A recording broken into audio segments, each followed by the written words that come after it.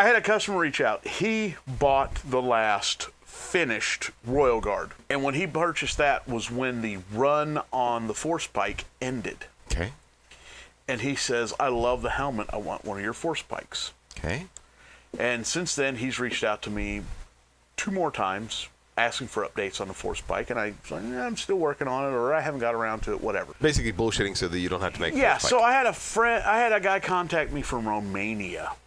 And I built this one to go to Romania. But for some reason, we couldn't get the address to work, so it never got processed and shipped. So this one is from this end to that end is almost done except for the taping. For whatever reason, we could not make it work. So this was supposed to be his. We are going to talk about my favorite thing in the whole wide world. So aluminum tape has been used for special effects, metal, sword blades, knife blades.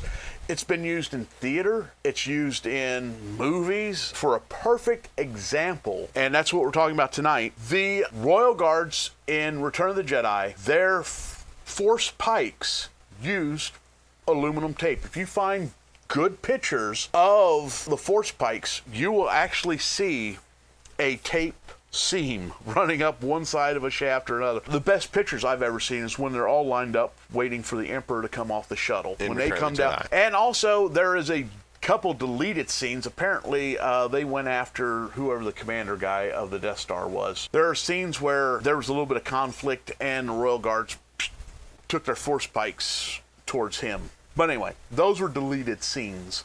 But those deleted scenes can be found on YouTube. Basically, aluminum tape. If you want something to look like polished metal, that or even unpolished metal, because this actually is aluminum. It's just basically aluminum foil with a sticky back. And is sharp. Yeah, it's not too bad, but if you run your hand along that, you can cut yourself. Yeah. So, but basically, it's aluminum foil with tape on it. So you can put an aluminum/metal surface on all kinds of stuff. And on sword blades, you could go back over it with something like a Scotch-Brite pad, and you can bring the metal down to be more of a steel-type look. Instead of a polished metal, more of a hammered steel or a worked steel look. Is that more of a, or you can use like a sandpaper or a buffet? Actually, scuff pads work great. Pads? And you can pick the severity of your scuff pad. Yeah. So, because scuff pads have their own little. The color of the scuff pad corresponds to its grittiness. Isn't it like 180 and like 320 and like 4? Yes. So your most aggressive scuff pad will be green, and we will move from green to red, from red to gray, and down to white. White is your least aggressive scuff pad. So basically what I've done here, when you're doing aluminum work, you want a new set of tools, and actually wood works great. If you don't have a small tongue disperser or a small piece of wood like this, take this big one and start breaking it up. I've snapped these guys down like this all the time and see that edge right there that I made? It's nice and pointy.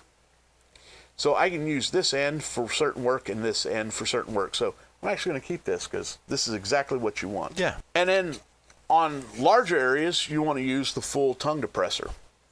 So what we're going to do is we're going to tape the shaft, and then we're going to move on to tape the hilt, and we're going to tape the emitter. Here's the emitter. Now the emitter is already painted. It's supposed to be copper or brass on the bottom. The tip is supposed to be chrome also, but it's actually just silver paint, and this is the area that's actually going to get the aluminum tape. This is the one part I hate the most, is actually the peel. The shaft. I hate doing the shaft the most. Well, it's... He wants to play with the shaft. Okay, so there are a couple things with aluminum tape. Number one, these days... Sticks to anything. It sticks to anything, and best thing it sticks to is itself. It truly loves sticking to itself. If you notice, as I'm pulling it apart right here, you see how it's creating ridges? Tilt it towards the camera. Yeah. See how I like that. See how it's making those little lines?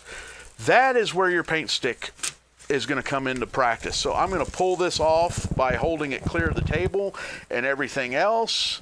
And yes, you got to be careful when you're pulling long lengths because it will want to coil back on itself. Now, using my hand, I got my fingers bracing at each end, and I'm actually putting pressure against. Basically, he's trying to stretch it out. I'm pulling it as a taut as possible. Now, right along that edge, I'm going to push this edge down.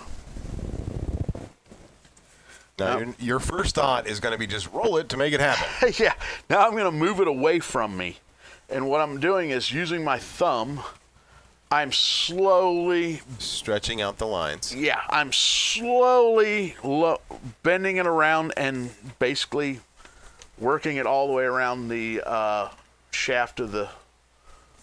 So you're working the shaft. Yeah, I'm working the shaft. Okay. Really, that's what I'm doing is working the shaft. This is truly the most aggravating and frustrating part. Matt has seen me do 100 of these, and he's seen me cuss 102 times for doing it. You got a little bit of I know. That's where I'm going to come back. Okay. So I am trying to slowly, but without causing too many ripples or creases, I'm trying to, and it's getting bad at the end here. Yep, I see it. So I am slowly trying to bend this, wrap this around this pipe as smoothly as possible. And honestly, if this was a customer's, I would have already taken it off and stopped. restarted. But I'm going to show you right now why this is your most valuable tool. Those are no big deal. The ones that are right here, if we come further down, right there is good. If you see these guys here, these are more difficult to get out. Here's your smoothing tool right here. And what we're going to do is we're going to start where we actually laid it down, and we're going to start rubbing this down. And the reason why we're using a piece of wood is it's not going to introduce any scratches we actually can't get out. It's going to look like it, but if you go back over it and polish it, it's going to come out fine. It's not going to take much to polish it. It literally just a rag will polish that right out. And to be honest, this is no worse than the type of where it's going to see day to day. But now, if you see right here, we're actually getting in some pretty more wicked type of ripples. And now we're going to work them down. They don't always disappear perfectly, but you can put pretty good pressure on them and really move them and push them down. Sometimes they're not going to come out. Sometimes you can reduce them to where you're happy enough with them. Like I said, if this was a customer item, I would actually not. Actually, you know what? It's coming out. That stuff is coming out. Now here I'm using a rolling. See how I'm rolling it? I'm rolling that crease right here that I'm not happy with. I'm rolling it out. Kind of like if you're putting window tint on or tinting a visor and you're using a transfer spray where it's wet and then you squeegee out all the water and the air bubbles. It's kind of the same type of maneuver to move the aluminum where you want it. It will move, and since it's all sticky backed, it's just going to take time and effort. It takes time and a lot of elbow grease. But if you notice, see, look at that. The edge is really cleaning up. Mm-hmm. That one there is an issue. I trapped an air pocket right there, and that's what I didn't want to do. I wanted to push that air pocket out. All right, let's see if we can find a spot that's really good for the camera to see. All those lines right there are what he's going to try and smooth out. So what I'm going to do is I'm going to hand it to him, and then I will hold just leave it right where it's at. Well, you wouldn't be able to work on it. You guys can see these right here, yes. Right?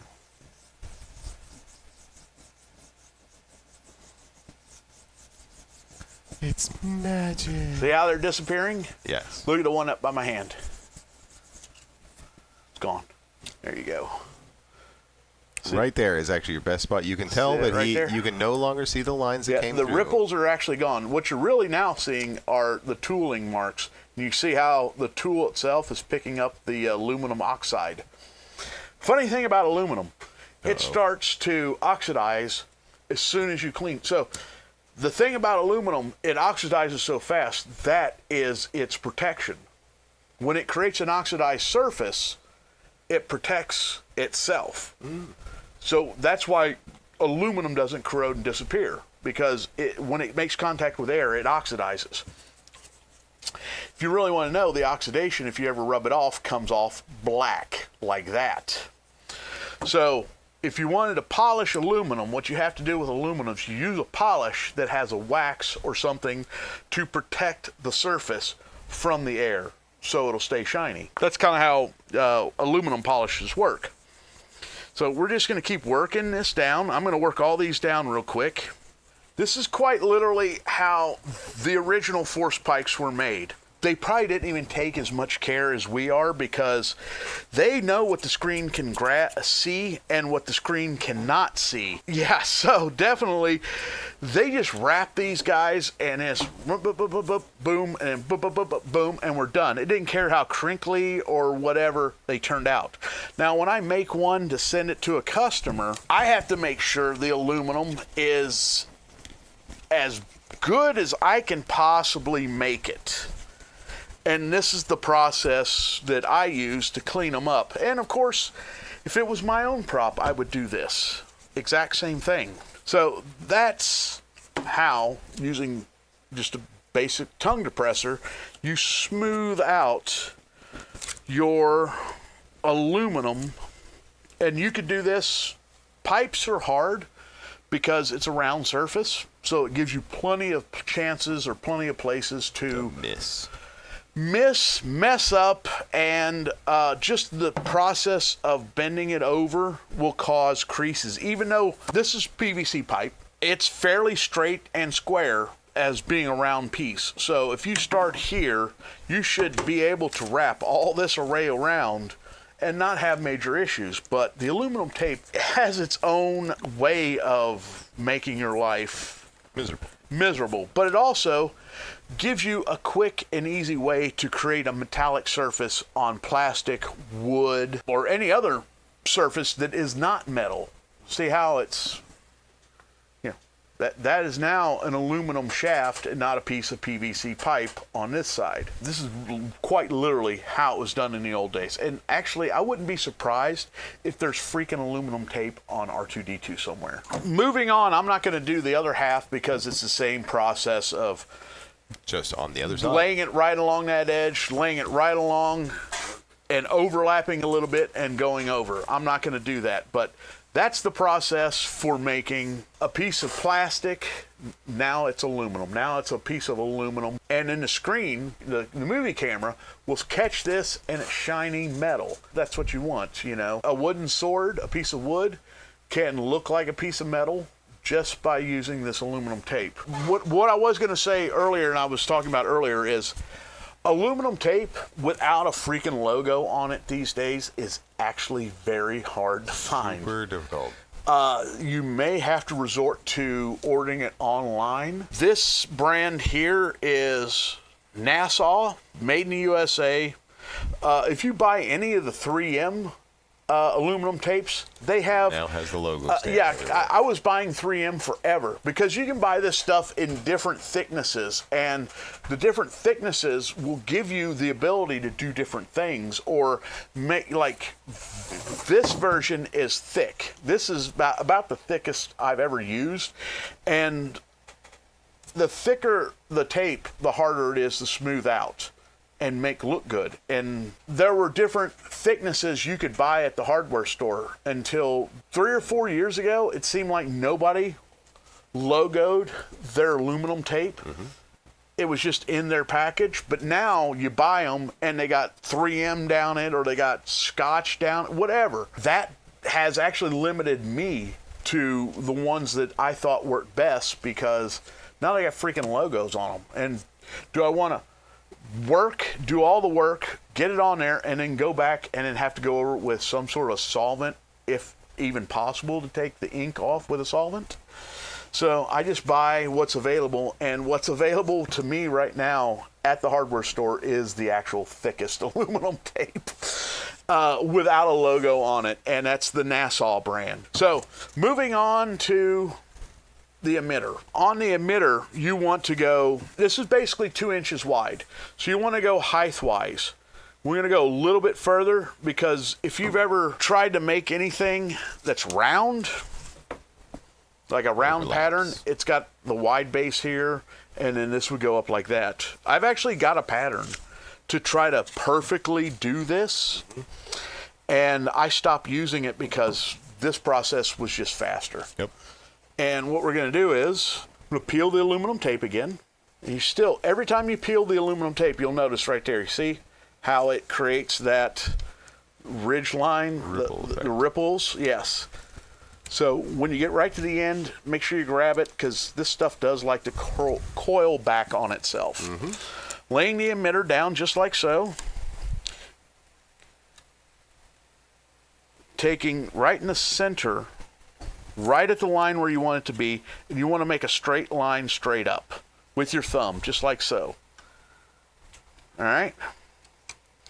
Now that I've done that, take my broad paddle and I'm going to push it right against that edge, and then I'm going to move upwards. Making sure it doesn't double over itself, I'm going to manipulate it not to double over itself.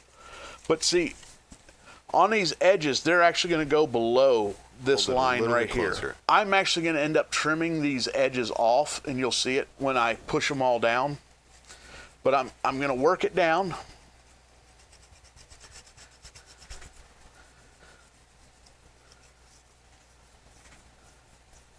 See how I'm doing the whole rolling over?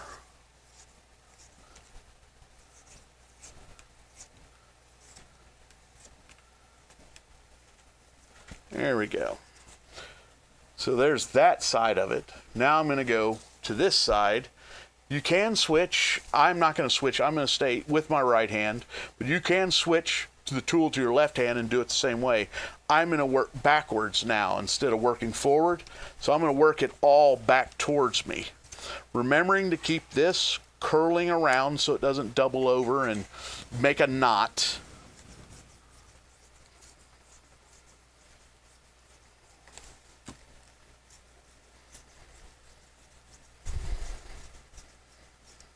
A little bit of a bump there, it looks like. Yeah, okay. And it'll work right out to the end. I'm just looking at all I'm doing is looking at the video. I can't see, like, your arm's in the way, so I can't. Yeah, I'm sorry. Critique it because I'm doing it left-handed. I'm going to go, or right-handed. I'm doing a left-handed job. So now we got this done. So now I'm going to go and I'm going to run that edge.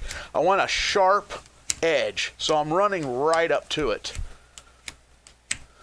And that's the edge of the. That's the edge of the top of the emitter. Yes. That you've already painted silver. Yes. Okay. So now I'm going to finish these ends, make sure they're all nice and good, which they look good. Now that's not too bad. That looks pretty good.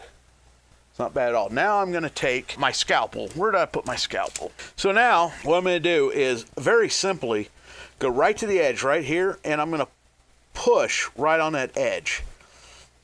And basically what my blade is doing, it's hitting the edge and then going over. And when it goes over, it cuts the aluminum. And once I get that started, I just work it all the way around. And it's following the same line. There we go. Now we just take it and we just peel it off. We take it and just peel it off like a cap. Doesn't matter if you didn't see it because I get to do it again. Because now we're going to cut one more piece. Originally, like I said, I had a pattern to make this almost perfect. Yeah, like you're going to use the least amount of material. But it turned out that that was actually the least effective way of doing this.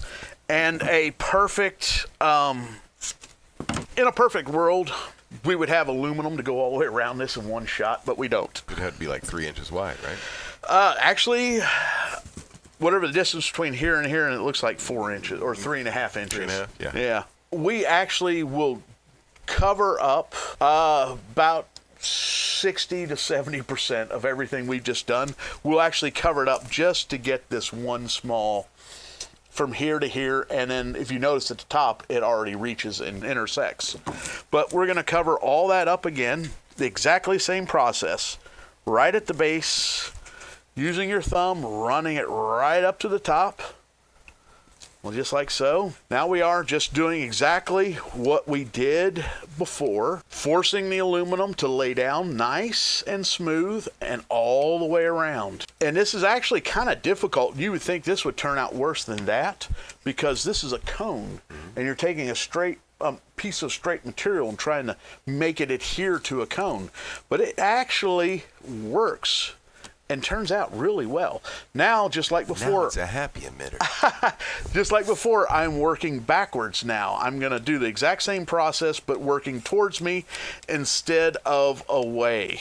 And that will get us, just like we did before, all the way around the base. And now I'm going to reinforce that, or sharpen that edge at the top like I did before, bringing all that aluminum right to that edge and then showing me where that edge is at. And once again, just like before, I'm going to start right where the two pieces come together. If you, I don't know if it's visible, but the two pieces that I just put on, they came together right here. I am actually going to start beyond where they come together and then work from one side to where it came together. And just work my way slowly, spinning it and going right along that sharp line that I put in the aluminum. Bring it back towards you.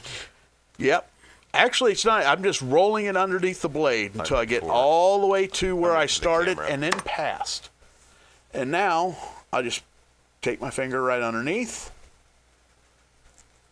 and pull it right off. You notice it wasn't as cool as it was the first time. It came off like a hat the first time. This time it just peeled off. Now, if you look, I've got a little bit of issue all around here. So I'm going to do a very similar process. Start. This you actually could leave if you wanted to. But if you're more of a... perfectionist. What would you do? Would you just leave that? Or? We all know that I would just leave it. All right. Matt would leave it. I will remove it. And that's what I'm going to do. Basically what it is it's extra.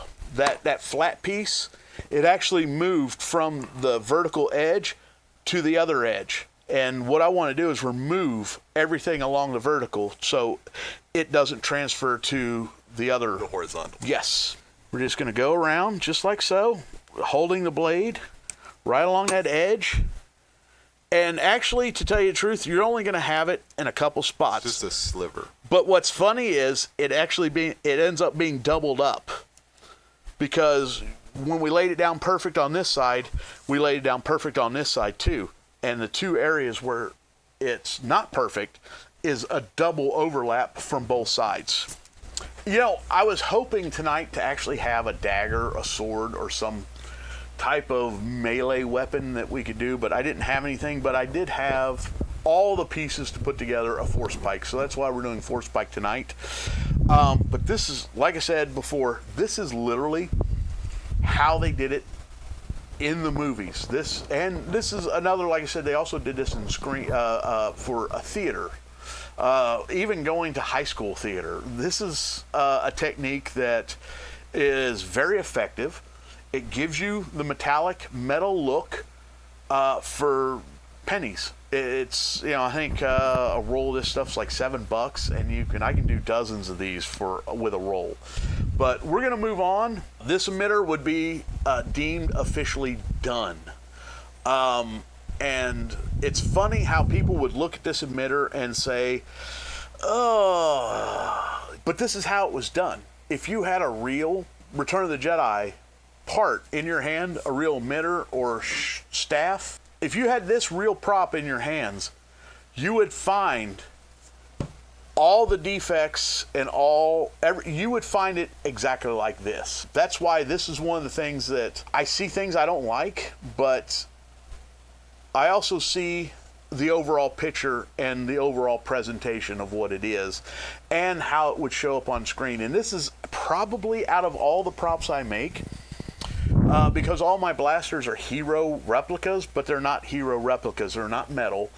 They're not aged World War II vintage parts that are taken out of a scrap bin and put on a blaster, but they're made to look like that. This is exactly how the force pike was made, and this is exactly how it looks. And that's a level, I mean, that's kind of a cool piece of So, oh, well, your force emitter doesn't look that good. And it's like, dude, this is practically screen used. It's made the exact same way screen used was made. This is how they looked. So, moving on, let's get into the pommel. We have a band we're going to have to put here, a thicker band we're going to have to put here, and the hardest band is right here. This band here, it's the widest one of all the 3 bands we have to put on this, and it flares out like this. So it actually works and will act a lot like the emitter did. So we're going to get into it. So first thing we got to do is take some aluminum tape, and what I'm going to do is I'm just going to wrap everything in aluminum tape. I'm just going to spin it around like so. Where they overlap, I'm going to take and make a little snip like so. And then I'm going to cut it straight as I possibly can. Next, what we're going to do is, this is definitely going to be longer. If you're working from here down, it's going to mess with you because this flares out. So work with this way up. So what I want to do, seeing this width right here, I'm going to set the aluminum tape against that edge. I'm going to hold it right here. And then I'm going to put a snip right on that edge. Just a little tiny nick so I can see that edge. And I'm going to turn it around. And I'm going to attempt to freehand cut as straight of a line as I possibly can. Now, I've done this dozens of times, so I'm actually decent at it, but I found this is the quickest and easiest way to do it. Now I'll lay it in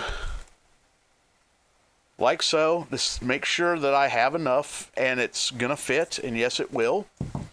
So what I'm going to do now is I'm going to peel this end, peel it off,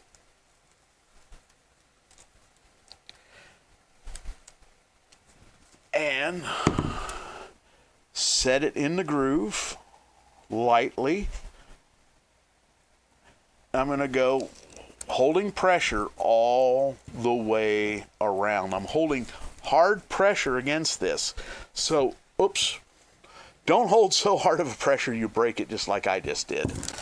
So since I broke it, I'm going to get rid of this because I actually want this to look good. So what I'm going to do is I'm going to peel it back out. I'm going to peel it all back out. Throw that away. Grab the piece I just worked with, and I'm going to do the exact same thing again. Actually, you know what I'm going to use to mark it this time? Instead of the scissors, is I'm going to mark it with my scalpel right on that edge. Now I'm going to cut as straight of a line as I can. There we go. Now that I got this line cut again, I will put it in, make sure I got actually it's a little wide this time. So what I'm going to do is I'm going to go back, straighten it out. I'm going to trim just a little bit off of it. We're probably trimming a 1/16 of an inch off. All right, now I'm going to lay it back in again. Oh, that's much better. See? Look at that. See how much better that looks? Start peeling.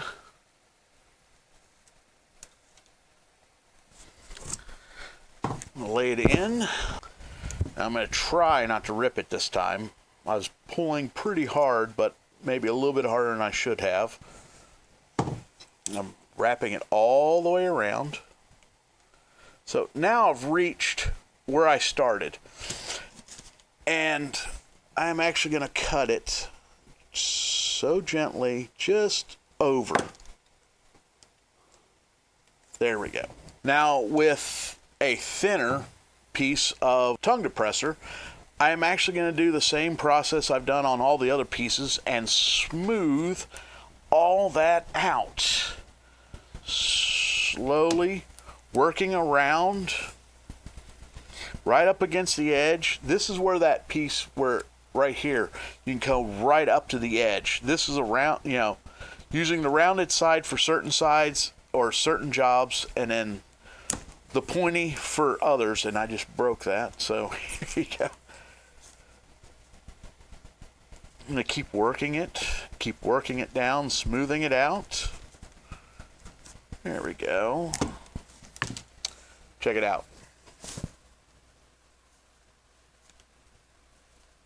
All right, let's move all these pieces out of the way and on to the next piece. Now, if you're lucky, from that first original piece that you did, is this long enough? And this is just long enough. So let's put it right here.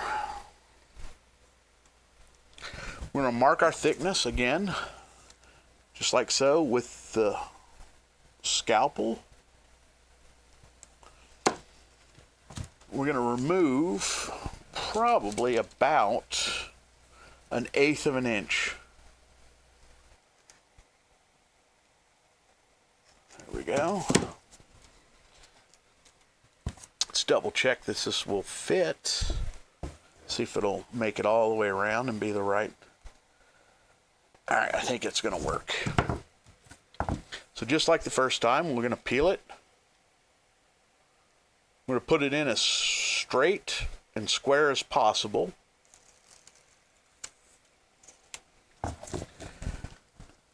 Right along the edge, and then we're going to work around. There we go. Look at that. All right. We're going to use a piece of tongue depressor to finish it off. See how we got a lot of wrinkles along the edges? You just work that with the piece of your tongue depressor, working that down smooth. I'm actually on this one, I'm going to use the thinner side of my larger tongue depressor. See this area I'm getting ready to move into right here? You see how wrinkly that is? Okay. I haven't got my glasses on so I can see up close, but I'm going to work that area right now. See how smooth that is now? So we just go through and we're just smoothing out all these wrinkles. And I really haven't found anything that works better than a piece of wood, like a little tongue depressor like this. These tongue depressors, I actually picked these up at Walmart. We go through the arts and crafts section about every other time we go to Walmart, and I'll grab a bag of these. And there you go. Look at how nice that looks. It's all smoothed out. All right, the last one is this one right here, and it's actually the hardest. And when you actually do this one, it's a little more similar to this piece here with the amount of overlap. What we're going to do is, if I remember correctly, because of the angle, it's almost a 50-50 split on your aluminum tape. Now, there's going to be a lot of trimming on this piece. So you cut a piece, you wrap it around. Basically, you're mimicking the diameter of this top ring right here with your aluminum. And then you basically cut it in half. So you just kind of figure out where the halfway point is and just go right in the middle, or what you feel is the middle, and just cut it right in two. And then peel and tape just like before. But like I said, this is going to have a lot you're going to trim off. So now we got it right here. So we're going to start right in the middle of the tape, right at the base. And we're going to push best we can. Now it's going to roll up and over the line. It's going to come out. Obviously it goes below the line. And then we're going to go back to the other side using our thumb and pushing it and pushing it around. Ooh, look at that. We made it in one shot. So now take your tongue depressor and go over it and really work everything down. All the wrinkles out, making everything look as the best you can. Now, once we smooth everything out, we're going to go to the bottom edge and we're going to create that line that we're going to use to trim it off. So we're going to go off the edge. Now we're working against that bottom edge. Actually, I had forgotten that it only takes one wrap. So we're going right now is we're defining that lower line. You see that lower line that we're defining right there? And what we're going to do is, once that line is defined by going around with the paint stick or the tongue depressor, I even go around it again with my thumb, and I go back to the point where the two crisscross right here. And they crisscrossed just by luck, right at that level. So that's where I'm going to start my cuts. Now, I've done these in a single pass, and I've done these in a double pass, just like we did the emitter. So tonight I think I just got lucky. So I'm going to start right where the two meet, and I'm going to hold right along that edge, and I'm just going to hold my scalpel right here and spin the piece, just adjusting just enough to stay right on that edge line.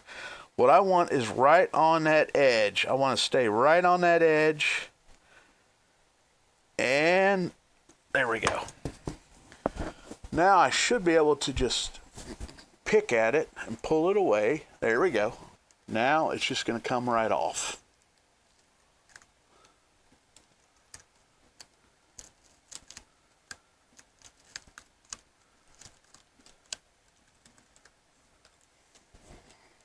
All right, now all I have left is to get rid of this. And if you see right down in here, I've already, using my tongue depressor, I've already created a very sharp line right along here. You should be able to see. So I'm going to go right here, right where I started. I'm going to put my blade right in that edge, that corner, and just slowly spin it, keeping my blade right in that edge all the way around, and I'm there. Now I can pick that out. I'll actually use my scalpel to get it started. There we go. Now, one thing about this aluminum tape, it is sticky, and it actually has a really good glue in it. Now, this stuff's originally designed to be used in heating and air conditioning type work. So it is designed to stick and stay in one place. I can't get mad at it if it don't want to come off, because I don't want it to come off. It's actually kind of difficult to get that off. Sometimes it can be, but like I said, you do want it to stick. So in the end, that's a positive and not a negative. There we go. Now we got it going. Now I got a good fat piece that's wanting to come off until we do the overlap, and then it doesn't want to come off because those two pieces weren't actually connected. Simple as that. There we go. All right. I'm going to go over because I lifted a little bit of it up. I'm going to tease it all back down and make sure it's happy and in its place and doesn't want to go anywhere ever again. And there we go. There is a finished force pike hilt. And then here is a finished force pike emitter. Now, we can go to camera one, say you're getting to the con, let's stick the emitter down into the PVC pipe. There we go. And then right here, wiggle it on, and there you go. There is a Return of the Jedi force pike emitter. This is the weapon of the Royal Guards. Now, I imagine the original, especially the original emitter parts, were some sort of machine gear, whatever thing they cobbled together, but the ones they use in the movie were casts of what they cobbled together. The original probably never showed up on screen, but the original emitter had aluminum tape on it. The original shaft had aluminum tape on it, just like this, and the original hilt had aluminum tape on it just like this. And those pieces were all made of resin and probably some sort of plastic or PVC pipe. And my favorite, metal hack aluminum tape. This stuff, you can cut it out in patterns and add it to a piece to add a metal look. Like there's helmets that actually had aluminum tape placed inside recesses and then trimmed out at the corners to look, you know, they stuffed it in a little recess that they designed into a helmet. So you can use this on hard parts if you want to make your 3D printed dagger look more cool. You can do a leather wrap on the handle and use aluminum tape to cover your blade. This is a very old school hack that's been around as long as the screen, as long as the stage, as long as aluminum tape has existed. And it works. It looks good. You can weather it. You can go over it and scratch it up with a scuff pad and then go over with a black ink wash or a black wash and really pull out some kind of really cool looking swords, axes, any melee weapon. You can add this to. Science, you know, you got like a sci-fi style helmet. You know, cutting and adding aluminum to give the helmet a metal underside look or a metal overlook, it works. Only your imagination limits you. So, man, sometimes the ability of a material to bend to your will also limit you, but aluminum tape, fake swords, fake daggers, and force pikes. Until next week, everybody, have a good week, and I will see you on Halloween. And good night, all.